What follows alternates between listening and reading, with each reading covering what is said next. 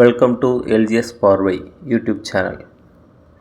இன்றைக்கி உலகம் முழுசும் ரொம்ப பரபரப்பாக பேசிக்கிட்டு இருந்த ஒரு விஷயம் என்னென்னு பார்த்தீங்கன்னா, ஃப்ளைட் இன்றைக்கி கேன்சல் ஆகிடுச்சு, இல்லை வெளியில் நாட்டிலேருந்து நம்மளுடைய நண்பர் யாரோ வர்ற மாதிரி இருந்தாங்கன்னா அவங்களால வர முடியல, ஃப்ளைட்டு கால தாமதமாகிருச்சு.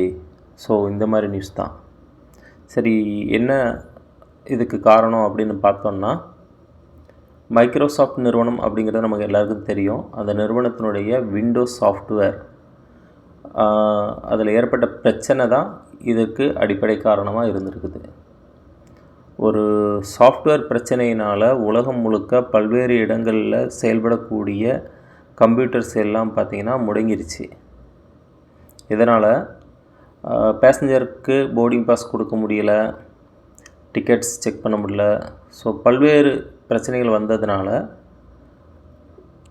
பல இடங்களில் ஃப்ளைட்டு இன்றைக்கி கேன்சல் பண்ணிட்டாங்க. குறிப்பாக இந்தியாவில் பார்த்திங்கன்னா சென்னை, ஹைதராபாத், டெல்லி, மும்பை போன்ற முக்கியமான நகரங்கள்லேருந்து கிளம்பக்கூடிய நூற்றுக்கணக்கான ஃப்ளைட் இன்றைக்கி கேன்சல் ஆகிடுக்குது. அதே மாதிரி உலக நாடுகளில் பார்த்திங்கன்னா கிட்டத்தட்ட ஒரு 1000 ஃப்ளைட்டுக்கிட்ட இன்றைக்கி கேன்சல் ஆகி இருக்குது.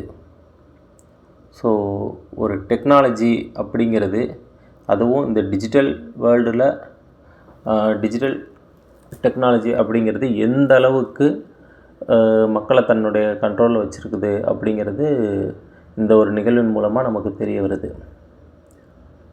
ஒரு சாஃப்ட்வேர் பிரச்சனைனால உலகம் முழுக்கவே ஸ்தம்பிக்க வைக்கக்கூடிய பவர் இருக்குது அப்படின்னா அதை நம்ம எந்த அளவுக்கு டிபெண்ட் பண்ணி இருக்கிறோம், இன்றைக்கி டிஜிட்டல் வேர்ல்டு எந்த லெவலில் போயிருக்கு அப்படிங்கிறத நம்மளால் புரிஞ்சிக்க முடியுது. மனுஷனுக்கு ஒரு முறை நாளும் ஃப்ளைட்டில் போகணும் அப்படிங்கிற ஒரு ஆசை இருக்கும். பட் அன்ஃபார்ச்சுனேட்லி இன்றைக்கி யாராவது ஃப்ளைட் புக் பண்ணியிருந்தாங்க அப்படின்னா அவங்களுடைய ஆசை நிராசையாக பல பேருக்கு போயிருக்கலாம், சில பேருக்கு கால தாமதமாக இருக்கலாம். அவ்வளோதான். இட்ஸ் ஓகே, பரவாயில்ல.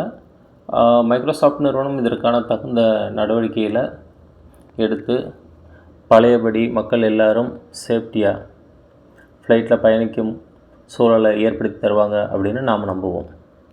நன்றி, வணக்கம்.